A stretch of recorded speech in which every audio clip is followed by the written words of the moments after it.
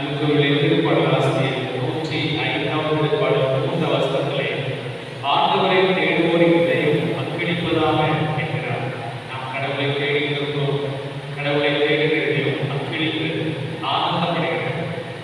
கடவுளை தேடுகிறேன் கவலை அடைவதில்லை, துன்பத்தோடு இருப்பதில்லை, மாறாக அது அக்களிக்கிறது. நம்முடைய இதயம் அக்களிக்கிற அந்த ஆனந்த அனுபவம் இந்த திருப்பலி நடைபெறுகிறது.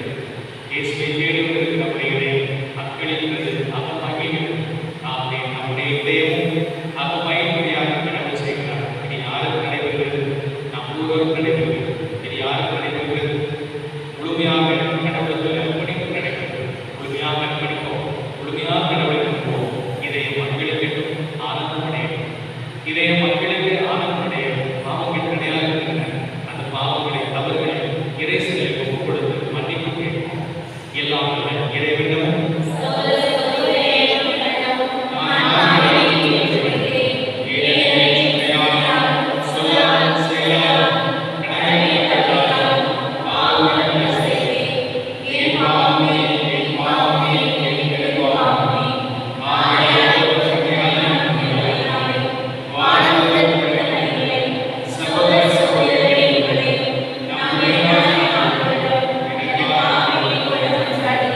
தலைவனை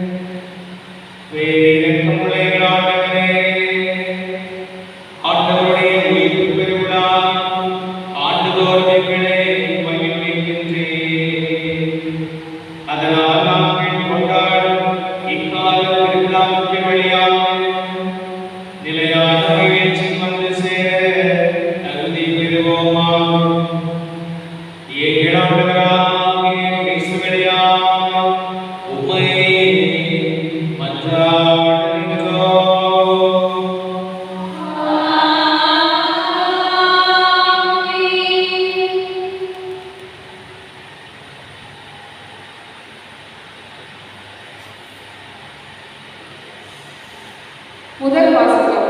என்னிடம் உள்ளதை உமக்கு கொடுக்கிறேன். இயேசு கிறிஸ்துவின் பெயரால் எழுந்து நடந்தேன். திருத்தூதர் பணிகள் நூலிலிருந்து வாசகம். அதிகாரம் 3, இறை வசனங்கள் 1 முதல் 10 முடிய. ஒரு நாள் இறைவேண்டல் செய்யும் நேரமாகிய பிற்பகல் 3 மணிக்கு பேதுருவும் யோவானும் கோவிலுக்கு சென்றனர். அப்பொழுது பிறவிலேயே கால் ஊன்றிருந்த ஒருவரை சிலர் சுமந்து கொண்டு வந்தனர். கோவிலுக்குள் செல்பவர்களிடம் பிச்சை கேட்பதற்காக அவரை நாள்தோறும் கோவிலின் அலங்கமாய வேண்டுமிடத்தில் வைத்தார். அவர் கோவிலுக்கு சென்று கொண்டிருந்த பேதுருவையும் யோவானையும் கண்டு பிச்சை கேட்டார். பேதுருவும் யோவானும் அவரை உற்று பார்த்து, எங்களப்பா என்று கூறினர். அவர் ஏதாவது கிடைக்கும் என்ற எதிர்பார்ப்புடன் அவர்களை ஆவலுடன் கூறினார். பேதுரு அவரிடம், வெள்ளியும் பொன்னும் என்னிடம் இல்லை, என்னிடம் உள்ளதை உமக்கு கொடுக்கிறேன். நாசரேத்து இயேசு கிறிஸ்துவின் பெயரால் எழுந்து நடந்தேன் என்று கூறி அவரது வலக்கையை பற்றி பிடித்து தூக்கிவிட்டனர். அவரே உடைகள் அவரது காலடிகளும் கணுக்கால்களும் வலுவடைந்தன. அவர் குதித்தெழுந்து நடக்கத் தொடங்கினார். துள்ளி நடந்து கடவுளை போற்றியவாறே அவர்களோடு கோவிலுக்கு சென்றார். அவர் நடப்பதையும் கடவுளை போற்றுவதையும் மக்கள் அனைவரும் கண்டனர். அவர்கள் எல்லாரும் கோவிலின் அலகுவாயில் நடந்து பிச்சை கேட்டுக் கொண்டிருந்தவர் இவரே என்று அறிந்து கொண்டனர். நடப்பதை பார்த்து திகைப்பு மிக்கவர்கள் மெய்மறந்து நின்றனர். இது ஆண்டவரோட நல்வாக்கு. பதிலுரை பாடல்களே. ஆண்டவரே தேடுவோரின் இதயம் அக்களிப்பதாக. ஆண்டவரே தேடுவோரின் இதயம் அக்களிப்பதாக. ஆண்டவருக்கு நன்றி செலுத்துங்கள். அவர் தம் பெயரை சொல்லி வழிபடுங்கள். அவர் தம் செயல்களை மக்களினங்கள் அறிய செய்யுங்கள். அவருக்கு பாடல் பாடுங்கள். அவரை புகழ்ந்தீர்கள். அவர் தம் வியத்தகு செயல்கள் அனைத்தையும் எடுத்துரையுங்கள். பல்லவி.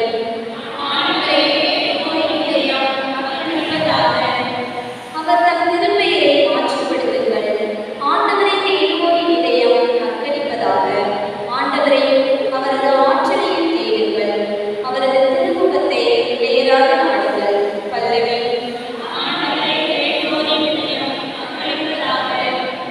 அவரின் ஊழியராம் ஆபிரகாமின் வழிமரபே, அவர் தேர்ந்து கொண்ட யாக்கோபின் பிள்ளைகளே, அவரே நம் கடவுளாகிய ஆண்டவர்.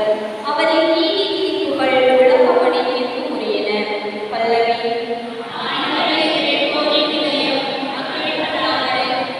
அவர் தமது உடன்படிக்கையை என்றென்றும் நினைவில் கொள்கின்றார். 1000 தலைமுறைக்கென தாம் அளித்த வாக்குறுதியை நினைவு கூர்கின்றார். ஆபிரகாமுடன் தாம் செய்து கொண்ட உடன்படிக்கையையும் ஈசாக்குக்கு தாம் ஆணையிட்டு கூறியதையும் அவர் நினைவில் கொண்டுள்ளார். பல்லவி.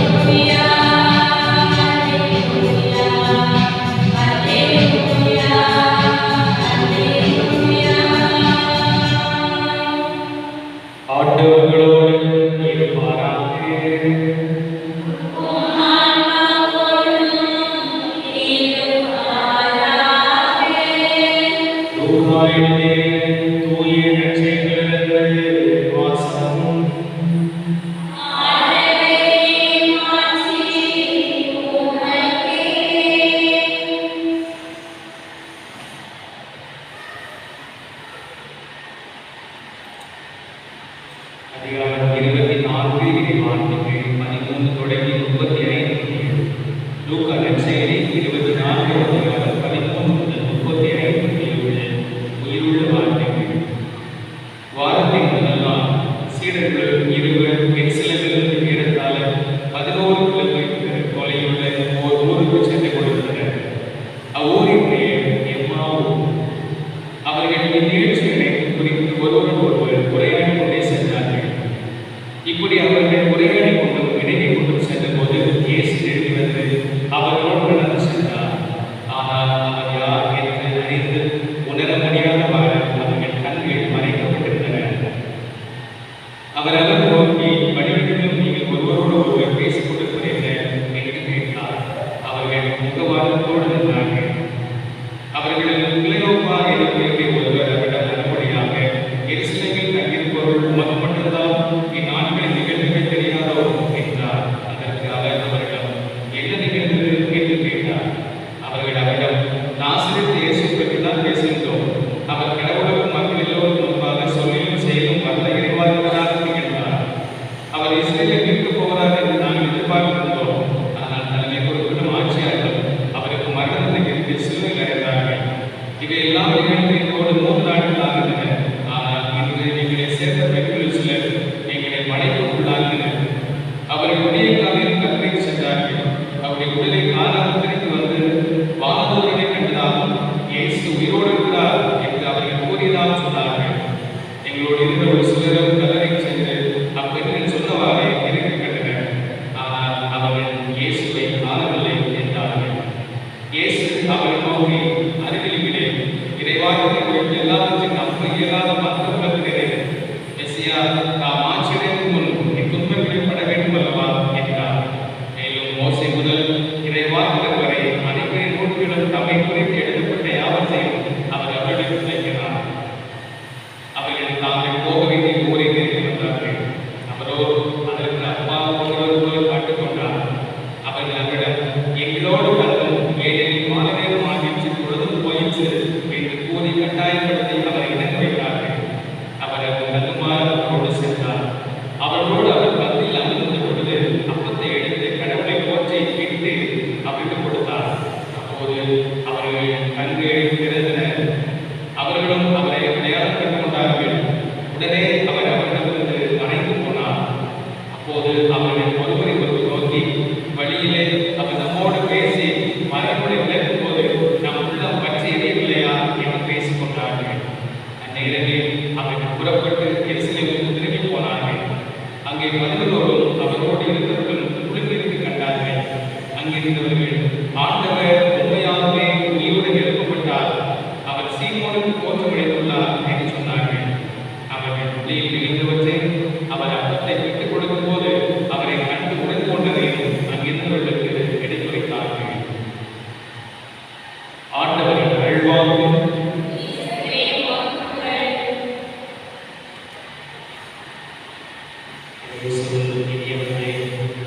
முதல் வாசகத்திலே நாம் வாசிக்கும் போது பேதுருடைய அறைகள் மிகப்பெரிய உடல்களை நமக்கு நம் வாழ்க்கைக்கு உதவியாக இருக்கிறது.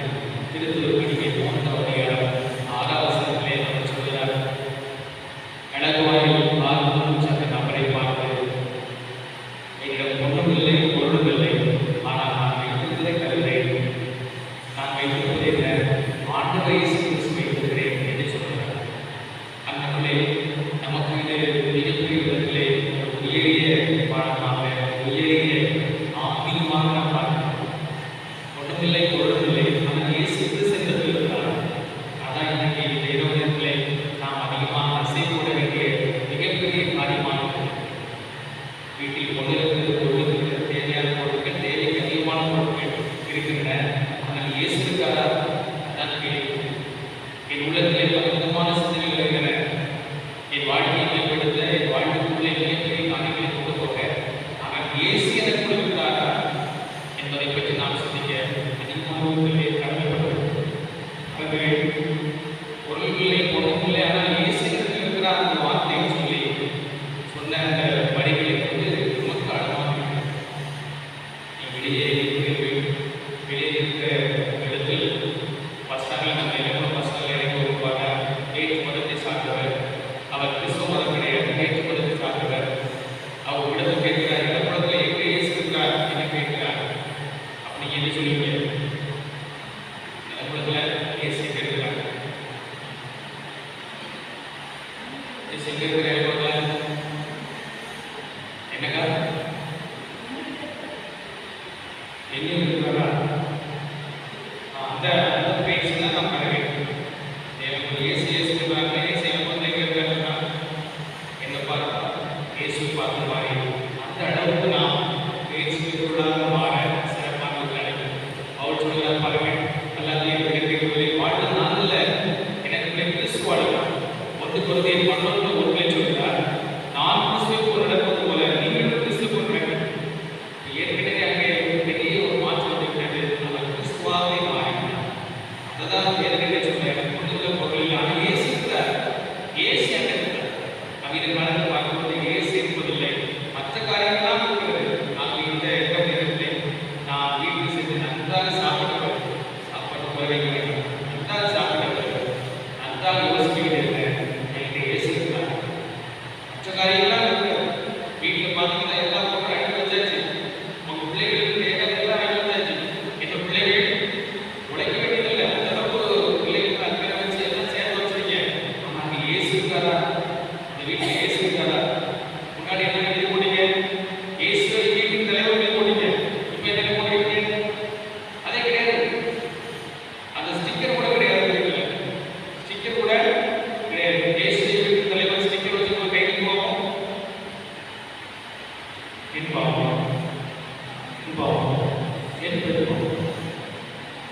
அப்போ இயேசு இல்லாத வீடு அங்கு ஒரு நிம்மதி இல்லாத வீடாக இன்றைக்கு இந்த ஆழமான வார்த்தைகள் திருக்குறள் பணிகள் 3வது அதிகாரம் 6வது வசனம்.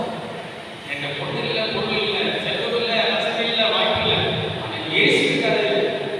இயேசு இருக்காரு. அந்த இயேசுவை கொடுக்கும்போது அவருக்கு எல்லாமே நிறைவாக அந்த காலம் கிடைக்கும். இந்த சிந்தனையில் பலவிதமான காரியங்கள் இருக்கின்றன. ஆனால் இயேசு பற்றிய சிந்தனை இருக்கிறதா என்பதை நாம் ஆழமாக சிந்தித்து பார்க்க வேண்டும். அது முதல் பாடமாக முதல் வாசல் பார்க்கணும். நச்சை வாசல் பார்க்கும்போது இது எம்மாவும் சீடர்கள் முகவாட்டம் கொண்டிருக்கிறார்கள். என்ன முகவாட்டம்? அங்கே கடவுளை எதிர்பார்த்திருந்தார்கள், நம்மளை இருந்து போய்விட்டார், இனி எல்லாமே போய்விட்டது நினைத்தார்கள். அப்படி நம்பிக்கை எல்லாமே போய்விட்டு நினைத்தார்கள். எல்லாமே போய்விட்டு நிலைகளை அவர்களிடம் இயேசுவை சந்திக்கிறார்கள், வீட்டில் இயேசுவை சந்திக்கிறார்கள். அவர்கள் எல்லாமே ஒரு புத மாற்றப்பட்டவர்கள், புத மலர்ச்சியோடு மாறுகிறார்கள். இன்றைக்கு கூட நீங்கள் புத வாட்டத்தோடு இருக்கலாம். ரொம்ப புத வாட்டத்தோடு உங்களுடைய பிரச்சனைகள், உங்கள் வாழ்க்கை நடப்பது, குடும்பத்தில் போய்விட்டு இருப்பது, இதெல்லாம்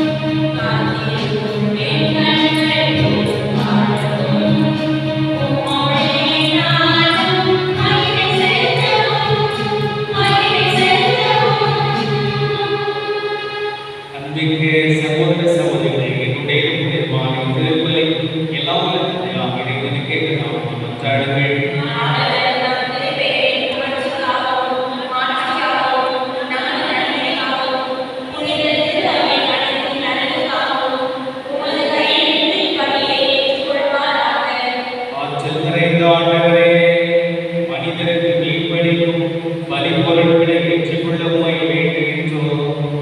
நாங்கள் மனதிலும் உடலிலும் நலம் பெற்று செயலாற்ற அருள்வீராக. எங்கள் ஆண்டவராகிய இயேசுவினால் உம்மை மன்றாடுகின்றோம்.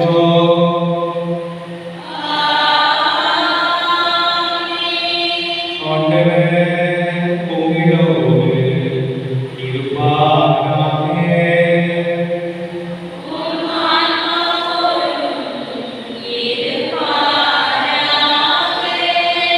எங்களை எழுப்புங்கள்.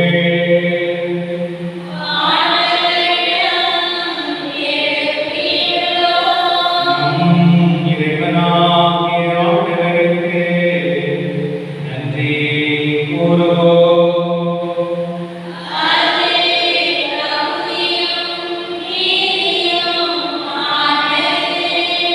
ஆண்டவரே, காலத்தில் உம்மை புகழ்ந்துரைப்பதும் எல்லாவற்றுக்கும் மேலாக எங்கள் பாஸ்காவாகிய கிறிஸ்து பலியாகிய சிறப்பான காலத்தில் உம்மை இன்னும் மிகுதியாக வாழ்த்தி போற்றுவதும் மெய்யாகவே தகுதியும் நீதியுமாம். எங்கள் கடமையும் மீட்புக்குரிய செயலுமாம். கிறிஸ்து எங்களுக்காக இன்னும் தொடர்ந்து தம்மை கையளித்து உமது திருமுன்னிலையாக மனித பேசி எங்களை பாதுகாத்து வருகின்றார். பலியானவர் இனிமேல் சாக மாட்டார். கொலை செய்யப்பட்டவர் என்றுமே வாழ்கின்றார். ஆகவே பாஸ்கா முயற்சி போக அனைத்து உலகின் மாபெரும் பங்களிக்கின்றனர். அவ்வாறே ஆற்றல் மிக்கோர் அதிகாரம் கொண்ட தூதர்கள் உமது மாட்சியை புகழ்ந்து பாடி முடிவின்றி ஆர்ப்பரிப்பதாவது.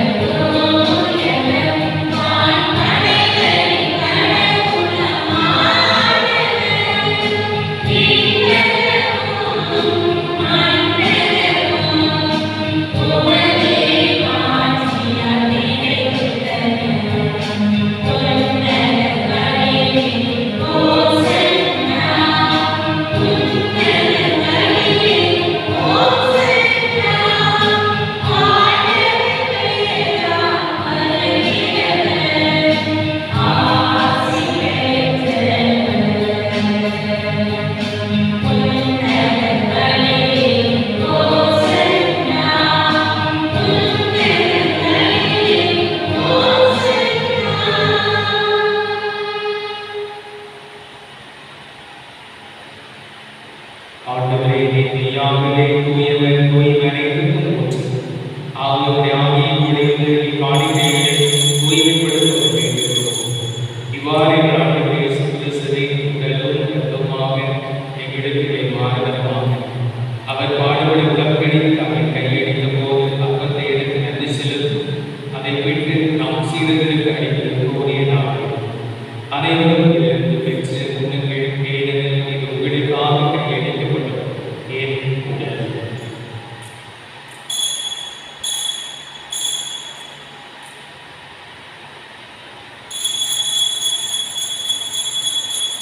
அவனமே இரவு கிண்ணத்தை எடுத்து மீண்டும் நன்றி கூறி தம் சீடர்களுக்கு அழைத்து அவர் கூறிய நாள் அனைவரும் இருந்து பெற்று பரவுங்கள். ஏனெனில் இது புதிய நிலையான உடன்படிக்கைக்குரிய என் இரத்தத்தின் கிண்ணம். என் பாவ மன்னிப்புக்கென்று உங்களுக்காக பலருக்காக சிந்தப்படும். இதை என் நினைவாக செய்யுங்கள்.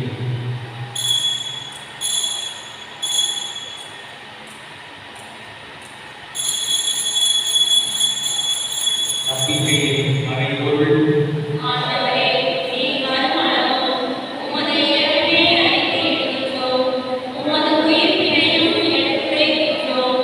ஆகவே ஆண்டவரே, நாங்கள் கிறிஸ்துவின் இறப்பினை உயிர்ப்பினை போல் வாழ்ந்த மக்கத்தை மீட்பின் தினத்தை உமக்கு ஒப்புக் கொடுக்கின்றோம். உம் திருமுன்னின்று உமக்கு ஓடிய தந்தொழில் எங்களை ஏற்றுக்கொண்டே உமக்கு நன்றி செலுத்துகிறோம்.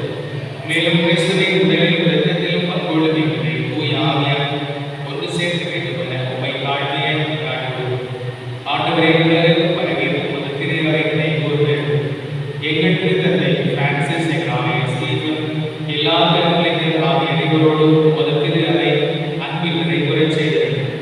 மேலும் உயிர்த்தெழுந்த நோக்குடன் துயில் கொள்ளும் எங்கள் சகோதர சகோதரிகளை இறந்தோர் அனைவரை இரக்கத்தோடு கூர்ந்து உமது திருமுக ஒளியில் ஏற்றது எங்கள் அனைவருக்கு இரக்கமாயிருக்கும். கடவுளின் கணித்தாய் எங்கள் பாதுகாப்புமான அழித்த அதிசய ஆரோக்கியத்தை எங்கள் அற்புத கவியின் அரசி லூர்தர் நம்முடைய கணவரான யோசேப்பு எங்கள் இணைப்பாளரான அந்தோனியா சிறப்பு பாதுகாப்பு செபஸ்தியார் புனித திருக்குழுவை இவ்வுலகில் முதல்வராக இருந்தோம் ஆகிய புனித அனைவரோடும் நாங்கள் நிலைவாழ்வு உள்ள தகுதி பெற்று உம் திருமகன் இயேசு கிறிஸ்து வழியாக உம்மை புகழ்ந்தேற்கும் வரவில்லை உம்மை மன்றாடுகிறோம்.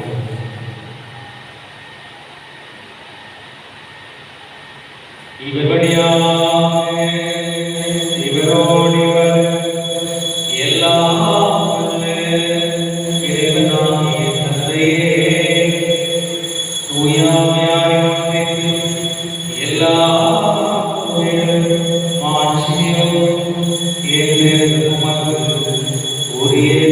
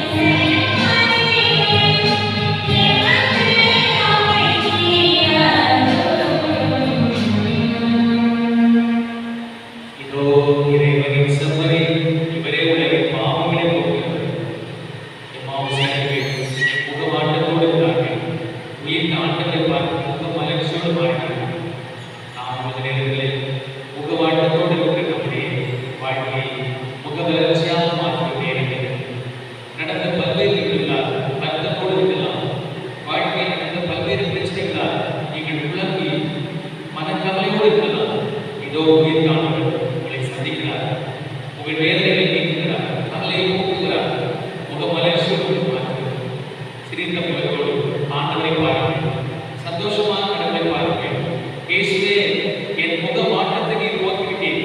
என் கவலை நீங்கி விட்டேன், நன்றி என்று நாம் கடவுளை சந்தோஷமாக பார்த்து அந்த மகிழ்வோம். உயிர் ஆண்டவரை சந்தித்து மகிழ்ச்சியில் நாம் அவரை போற்றி புகழ்வோம். இந்த உன்னதமான விருந்துக்கு அழைக்கப்பட்டு நாம் அவரை உயிர் பெற்றோம்.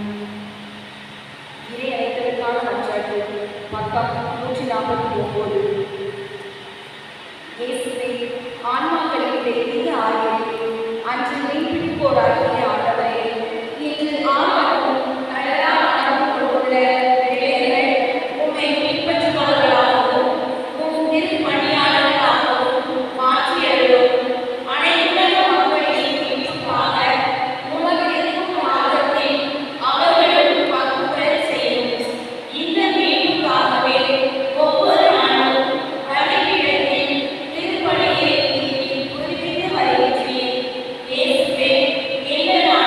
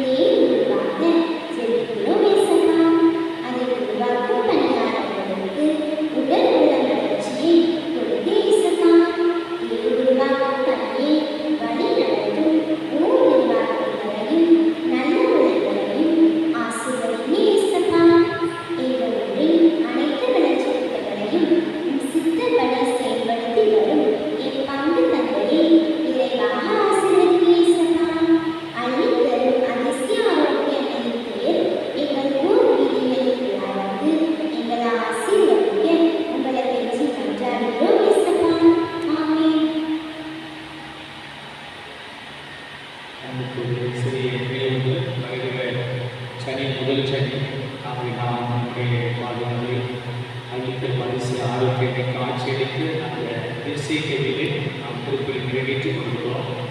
ஆகவே இந்த வாரத்தில் வழிபாட்டை சிறப்பிக்கிற அன்றைக்கு அந்த பகுதியை சுத்தம் செய்யணும். ஏற்கனவே உங்களுக்கு தெரியும், நான் நினைவுபடுத்துகிறேன். ஆரோக்கிய அன்றைய இளைஞர்கள் சிறப்பித்துக் கொண்டிருக்கிறார்கள். அவர்கள் சுத்தம் செய்ய வைப்பாங்க. அந்த செவியினுடைய முன்பாக பின்பாக எல்லாவற்றையும் ஒட்டடைந்தால் அதை சுத்தப்படுத்தி கழுவ இதையெல்லாம் செய்ய வேண்டும். நீங்கள் செய்து கொண்டிருக்கிறீர்கள், நான் நினைவுபடுத்துகிறேன். ஏனென்றால் கட்டுரை பெறுதல்கள் அதை பராமரிக்கிறது பெரிய காரணம். அதை சிறப்பாக செய்ய போது கேட்பது. அதே போல ஊர்நடை கல்வி திருக்கும் நடைபெற்றால் கூட எந்த அன்றையும் பொறுப்பாக அந்த வழிபாட்டை சிறப்பு செய்கிறார்களோ அவர்கள் அதை மேம்படுத்த வேண்டியது நம்முடைய சிறந்த கடமை. அது நமக்கு கிடைக்கக்கூடிய ஒரு பெரிய பாக்கியம். அதை அங்கே இறைவனுக்கு செய்து கொண்டிருக்கிறீர்கள், நினைவுபடுத்துகிறேன். மீண்டும் தவறாக நிறைவேற்றிருக்கிறது. ஆக நாம் பூக்கள் இடத்தில் வைத்து நாம் அன்னையை நாம் அலங்கரிப்பது, அவரை பயணிப்பதற்கு பெரிய காரணமாக நாமே பூக்கள் வைப்பது இதையெல்லாம் தொடர்ந்து செய்ய போது கேட்டுக்கொள்கிறேன். நன்றி கூறி மன்றாடுவோமாக. ஆண்டவரே, திருமகனின் அருளடையாளத்தை வணக்கத்தோடு பெற்றுக்கொண்ட நாங்கள் உம்மை வேண்டுகின்றோம். பழைய பாவங்களிலிருந்து எங்களை கழுவி தூய்மைப்படுத்தி புது படைப்பாக மாற்றுகிறார். எங்கள் ஆண்டவராகிய கிறிஸ்து வழியாக உம்மை மன்றாடுகின்றோம்.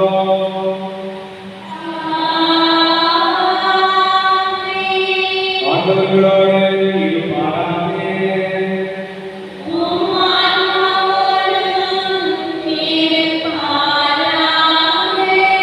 எல்லாம் வல்ல இறைவன், தந்தை, மகன், தூய ஆவி நம் அனைவரையும் ஆசீர்வதிப்பாராக.